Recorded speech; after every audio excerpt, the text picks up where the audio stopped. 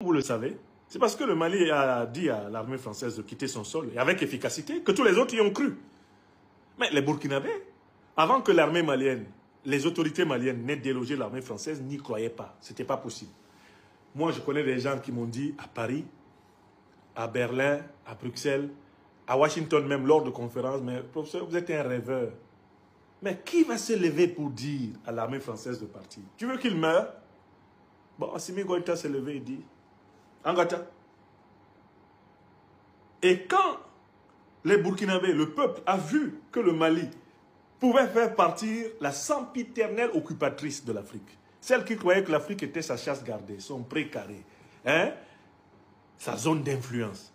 Quand l'Afrique a vu le Mali déloger l'armée française, jusqu'au dernier soldat, astaghfirullah, ah, les Africains sont aussi à dire, ah, donc c'est possible.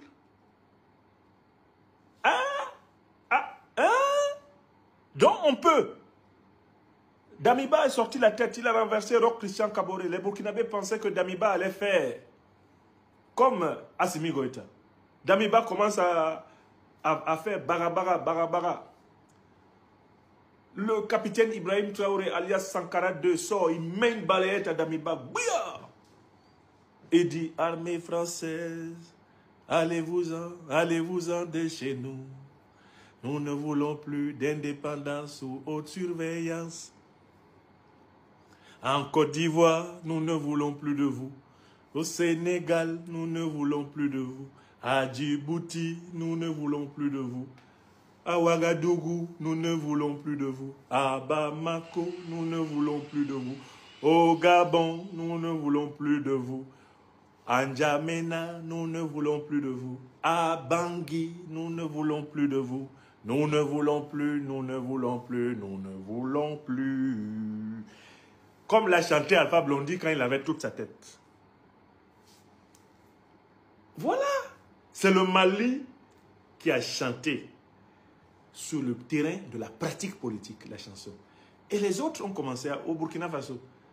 À ce moment, quand le capitaine Ibrahima Traoré est arrivé, il a dit, armée française, Yawotode, allez-vous-en.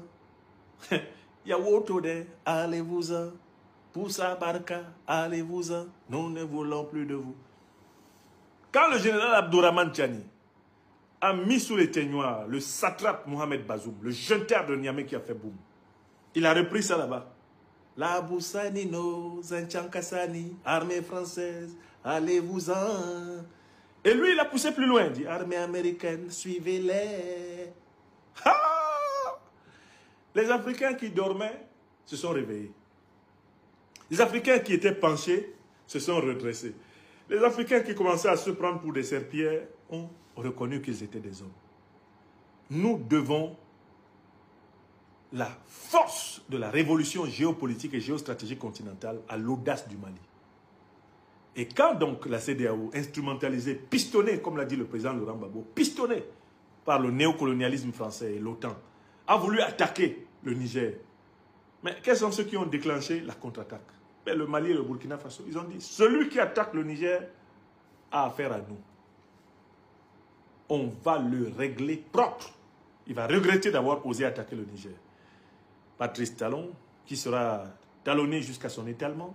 Alassane Dramane Ouattara, le satrape rétilien venu de Sendou pour troubler la paix des Ivoiriens, ayant renié notre belle terre burkinabé de Sendou, dans l'espoir de troubler toute l'Afrique avant d'être dégagé dans bientôt.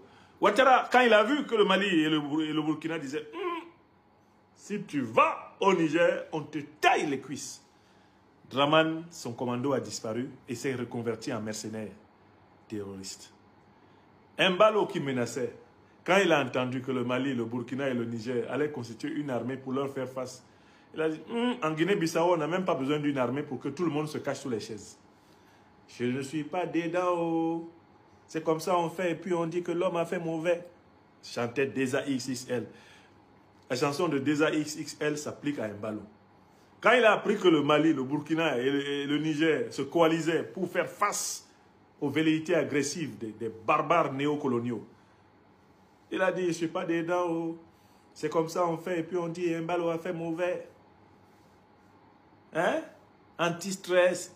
Depuis là, Mbalo a fui la politique ouest-africaine. Vous avez entendu Mbalo? il est consacré à renforcer sa dictature en Guinée-Bissau au risque de finir comme Nino Bernardo Vieira.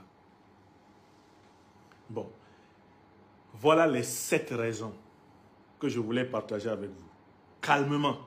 Vous avez bien entendu cette raison? Ce pays-là, là où je suis, c'est la prunelle de nos yeux. Nous savons que les succès du Mali sont les premiers pas des succès de tout le continent africain. Et voilà pourquoi, malgré les difficultés, nous aidons, nous soutenons, nous apportons le meilleur de nous-mêmes pour que le Mali réussisse. Parce que le Mali, c'est l'avant-garde. Quand l'avant-garde passe, eh bien l'arrière-garde elle-même rejoint l'avant-garde et elle passe aussi. Un proverbe africain dit qu'on ne peut pas effrayer une femme enceinte avec un doigt de banane. J'espère que vous savez pourquoi. Pourquoi ne peut-on pas effrayer une femme enceinte avec un doigt de banane? Pour qu'elle soit enceinte là.